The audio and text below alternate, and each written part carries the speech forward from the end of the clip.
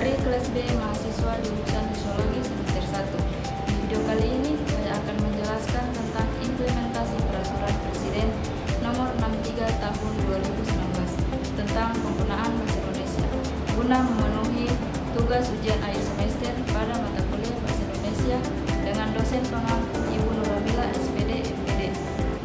Di sini saya akan menjelaskan pasal 23 Peraturan Presiden Republik Indonesia nomor 63 tahun 2019 penggunaan bahasa Indonesia. Bahasa Indonesia wajib digunakan sebagai bahasa pengantar dalam pendidikan nasional. Bahasa Indonesia sebagai bahasa pengantar dalam pendidikan nasional sebagaimana dimaksud pada ayat 1 digunakan dalam seluruh jenjang pendidikan. Selain bahasa Indonesia, sebagaimana dimaksud pada ayat 1, bahasa daerah dapat digunakan sebagai bahasa pengantar di sekolah dasar, madrasah ibtidaiyah atau bentuk lain yang sederajat pada tahun pertama dan kedua untuk mendukung pembelajaran.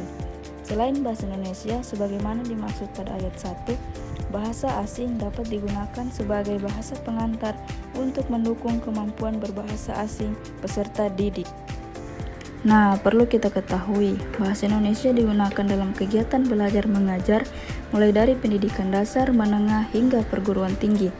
Namun, pada jenjang pendidikan tertentu seperti pendidikan anak usia dini atau kelas awal sekolah dasar, penggunaan bahasa daerah atau bahasa asing masih diperbolehkan sebagai pendamping, asalkan bertujuan untuk membantu pemahaman peserta didik.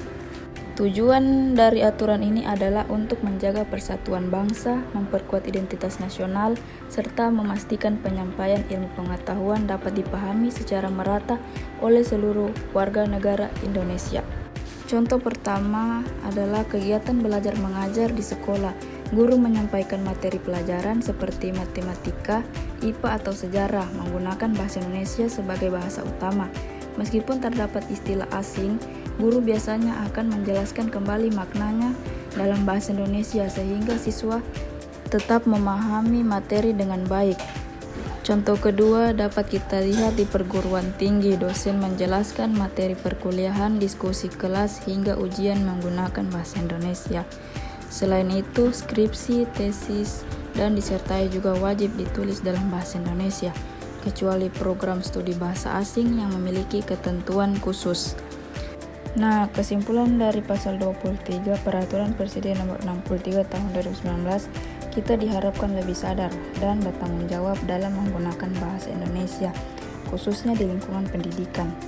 Penggunaan bahasa Indonesia yang baik dan benar tidak hanya memudahkan komunikasi, tetapi juga memperkuat jati diri bangsa Indonesia.